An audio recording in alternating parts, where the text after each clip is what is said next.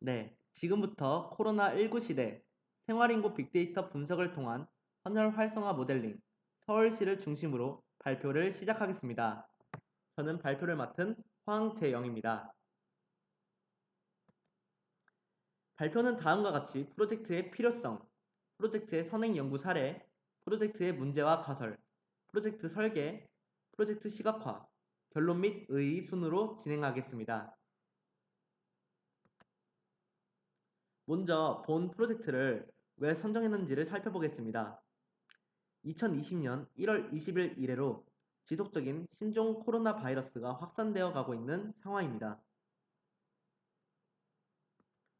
이에 따라 혈액 보유 상황은 악화되어 가고 있는데요. 대한적십자사 혈액관리본부에서 발행하는 2019년 혈액사업 통계 연보를 확인해 볼 때 연간 헌혈 실적은 점차 감소하는 추세가 발생하고 있습니다. 아마 지금 추이를 볼 때 전년 대비 10%에서 20%의 헌혈 감소가 예측되고 있습니다. 적은 수치로 보이실 수 있겠습니다만 실제로 접종, 적혈구 제재량 대비 현재 보유량은 특정 혈액형의 경우 약 40에서 60% 정도 부족한 상태로 유지되고 있어 상당한 주의가 필요한 실정입니다.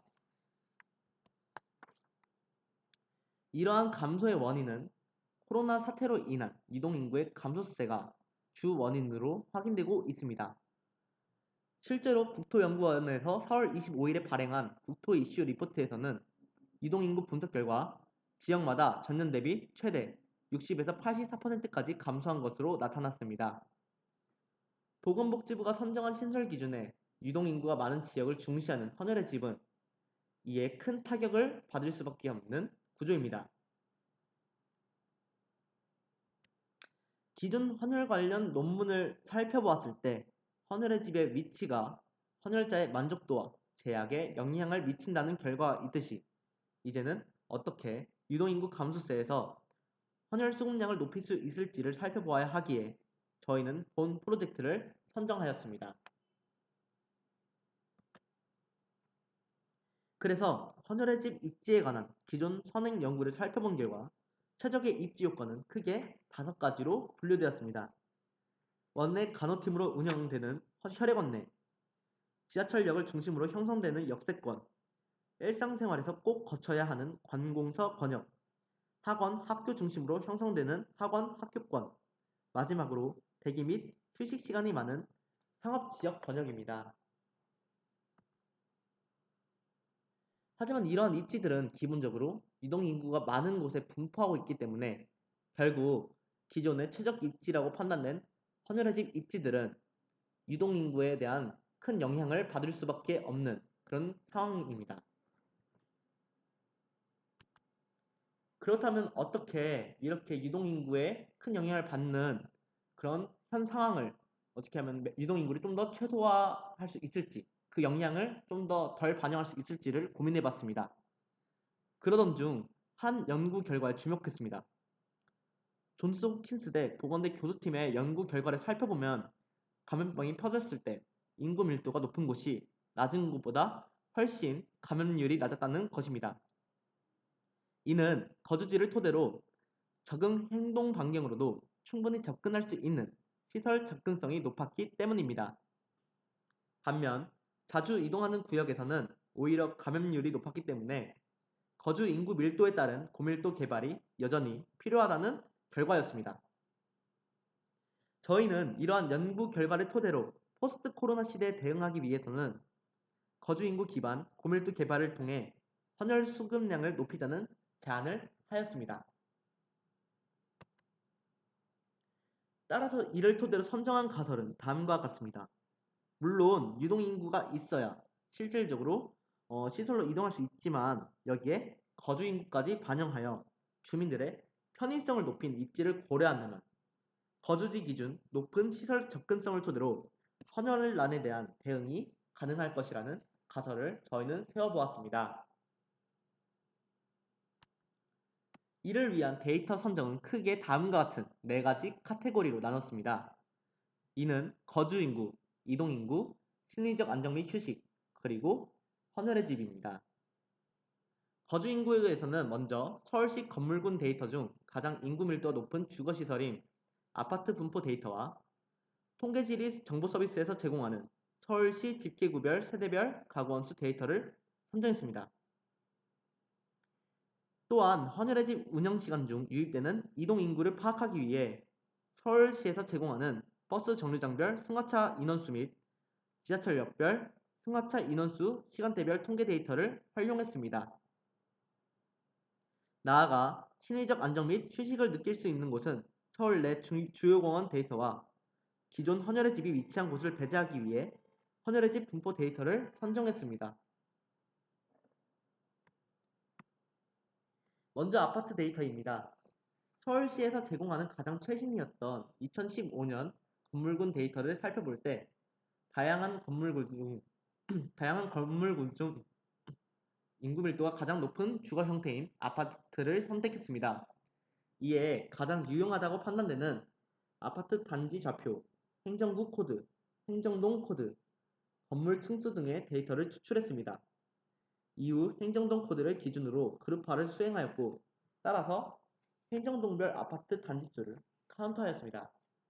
결과적으로 상위 50개 동의 아파트 단지 좌표 데이터를 추출하여 인구 밀도가 높은 거주 지역을 파악했습니다.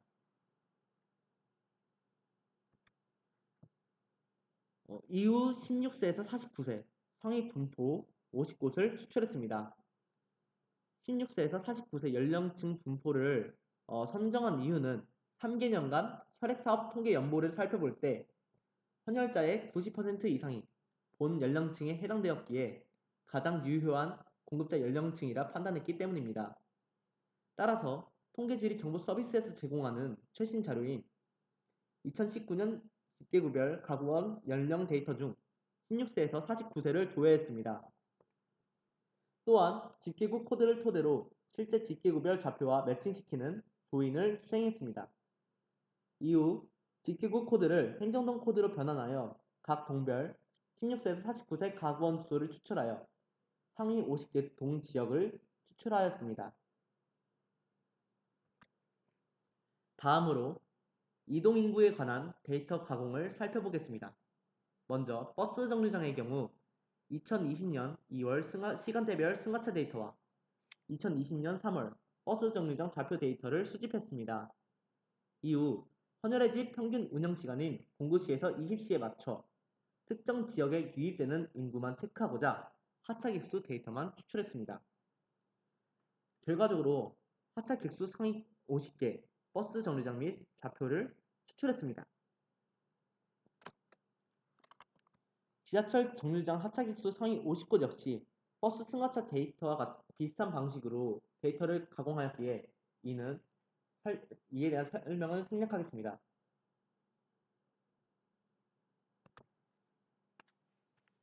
마지막으로 심리적 안정을 제공하는 공원 데이터와 헌혈의 집 데이터를 가공했습니다. 여기서 서울시에서 제공한 서울시 공원 데이터는 이미 잘 정제된 데이터라 판단되어 별도의 가공을 거치지 않았습니다. 다만 혈액통계 사업 연보 중 추출한 헌혈의 집 데이터에는 헌혈의 집별 좌표가 누락되어 있었기에 이를 API를 토대로 웹크롤링을 실시하여 좌표를 추출하였습니다. 이렇게 데이터 가공을 처리한 후 저희는 좌표계를 통일했습니다. 이를 수행하기 위해 저희는 다양한 라이브러리를 제공하는 파이썬을 주요 분석 툴로 사용하였으며 파이프로제이 라이브러리를 토대로 다양한 데이터의 좌표계를 세계 지구 좌표 시스템에서 제정된 WGS84로 통일시켜 좌표 간 오차를 최소화시켰습니다. 이후 본 분석을 어떻게 수행할지에 대한 설계 방법을 고심한 결과 저희는 네트워크 분석 기법을 저희만의 방식으로 수행하였습니다. 네트워크 분석은 일반적으로 노드와 엣지로 이뤄진 자료 구조를 분석하는 것인데요. 저희는 이러한 네트워크 분석의 엣지를 실제 노드 크기에 반영함으로써 노드 간 겹치는 교점이 곧 커뮤니티 밀도가 높은 곳으로 판단하여 다양한 기준의 데이터가 많이 겹칠수록 최적점으로 계산하였습니다. 그리고 이에 대한 노드의 크기는 곧 시설 접근성과 연결되어 있기에 실제 성인 기준 10분 거리인 직경 1km로 설정하였습니다. 이후에는 어떤 시각화 라이브러리를 사용해야 할지를 고민했습니다. 일반적으로 파이썬의 지도 시각화 라이브러리는 크게 포리엄, 맵박스GL, 파이덱이 있습니다. 여기서 저희는 대용량 데이터를 렌더링할 수 있는지와 그리고 다양한 레이어들의 적층이 가능한지를 살펴보았습니다. 이러한 두 가지를 만족하는 라이브러리는 파이덱 라이브러리밖에 없었기 때문에 저희는 파이덱을 채택했습니다. 결과적으로 이를 파이덱 라이브러리 형식에 맞춰서 데이터를 재가공하였고 시각화를 도출한 결과 다음 6개와 같은 레이어를 도출하였습니다. 왼쪽에서 오른쪽으로 하나씩 살펴보자면 주황색은 아파트 분포 상위 59 분포, 노란색은 16에서 49세 거주인구 상위 59 분포, 하늘색은 버스 정류장 하차객수 상위 59 분포, 보라색은 지하철 하차객수 상위 59 분포, 연두색은 서울 시내 공원 분포, 빨간색은 기존 헌혈의 집 분포입니다. 레이어를 적층한 결과 시각화가 다음과 같이 나왔습니다. 여기서 저희는 어떻게 교점이 이루어져야 헌혈의 집 입지에 관한 최적점인지를 고심해야 했습니다. 고민 끝에 최적점은 거주인구 데이터 중 하나, 이동인구 데이터 중 하나, 그리고 심리적 안정을 주는 공간인 공원이 겹치되 헌혈의 집이 겹치지 않는, 즉 영향이 미치지 않는 곳으로 선정했습니다. 따라서 시각화 결과는 다음과 같이 총 8곳이 나왔는데 추 조사 결과 이렇게 검은색으로 칠해진 부분은 이미 헌혈카페라는 유사시설이 존재하여 제외하였습니다. 따라서 최적점은 다음과 같이 창동, 쌍문동, 전동 1동, 노년 1동, 당산 1에서 2동, 그리고 공덕동으로 판단했습니다.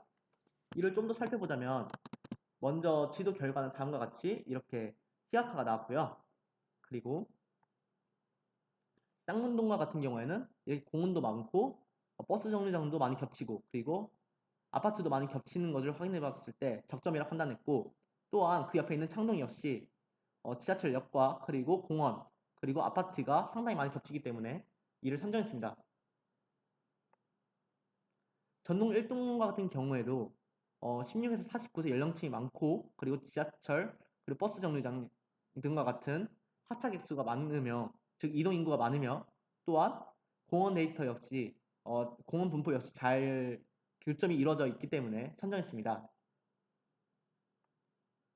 노년 1동과 같은 곳 역시 이제 이동인구 데이터와 거주인구 데이터 그리고 공원이 잘 교점이 이루어져 있어서 선정했고 나아가 당산 1에서 2동 역시 이제 어, 이동인구 그리고 거주인구 공원 데이터가 잘 교점이 이루어져 있고 공도 역시 이와 같기에 이렇게 선정했습니다. 그렇다면 본 데이터 결과가 실제로도 유의미한지 거리뷰를 토대로 조사를 해보았는데요. 그 결과 당산 1에서 2동 같은 경우에는 올림픽대로 부근 도로가 교점으로 형성되어 있어서 이곳에서는 어떠한 헌혈 수단으로도 헌혈이 불가능하다고 판단되어 제외했습니다. 그 외 5곳은 충분히 주위 환경을 고려할 때 헌혈 모빌리티나 아니면 헌혈의 집을 새로 신설함으로써 헌혈이 가능하다고 판단되어 충분히 가능하다는 결론을 도출해 보았습니다. 저희 프로젝트는 다음과 같은 의의를 지니고 있습니다. 먼저 저희는 혈액난을 해결할 새로운 아이디어를 제공하였습니다. 이후에는 포스트 코로나 시대에 맞춘 고밀도 개발 방식을 제안하여 헌혈의 집 입지에 관한 새로운 패러다임을 구축하였다는 점, 나아가 최적의 입지에서는 헌혈 모빌리티와 같은 다양한 헌혈 방식 테스트가 좀 더 적합하기 때문에 이러한 적합한 입지를 제공할 수 있었다는 점에서 의의를 가집니다. 다만 다음과 같은 부분은 한계가 있어 추후 보완이 필요할 것입니다. 첫째, 전국적인 혈액 공급 체계가 아닌 서울시에 한정되어 있다는 점과 실제 데이터 분석 결과가 지역적, 문화적 차이를 완전히 반영하지 못한다는 점입니다. 따라서 이를 보완한 추후 연구가 필요할 것입니다. 두 번째는 오로지 입지 측면에서만 제한하여 실제 헌혈 활성화를 위해서는 공급자들의 내외적 동기를 부여할 필요가 있겠습니다. 지금까지의 전반적인 내용을 정리하자면 다음과 같습니다. 먼저 유동인구가 급감한 현재 코로나 사태 속에서 헌혈의 집은 유동인구가 많은 곳에 있어 헌혈난이 발생하고 있습니다. 이를 해결하기 위한 기존 연구들을 살펴봤을 때 유동인구가 많은 곳이 최적 입지라는 것이 통설이지만 감염병 사태에 따른 고밀도 입지 개발과 같은 관련 연구는 전무한 상태였습니다. 따라서 거주 인구를 반영하여 주민의 이용 편의성을 높인다면 감염병에 의한 헌혈난에도 충분히 헌혈을 대응할 수 있다는 그런 가설을 세웠고 진행하였습니다. 프로젝트 설계는 전반적으로 헌혈의 집의 주요 공급자 연령층 그리고 운영 시간 등 그 운영 특성에 맞게 데이터를 가공했으며 주요 분석 툴은 다양한 라이브러리를 제공하는 파이썬을 채택했고 최적 입지를 도출한 방법으로는 노드와 엣지로 이루어진 자료 구조를 분석하는 네트워크 분석 기법을 채택했습니다. 이후 파이덱을 토대로 시각화한 결과는 다음과 같이 나왔으며 5곳의 유의미한 입지를 선정할 수 있었습니다.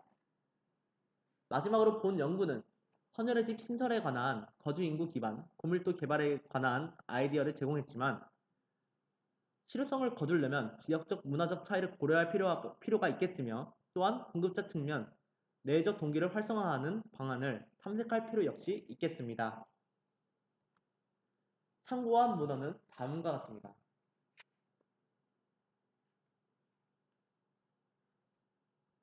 이상 코로나19 시대 생활인구 빅데이터 분석을 통한 헌혈 활성화 모델링 발표 마치겠습니다. 긴 시간 주의 깊게 경청해 주셔서 진심으로 감사드립니다.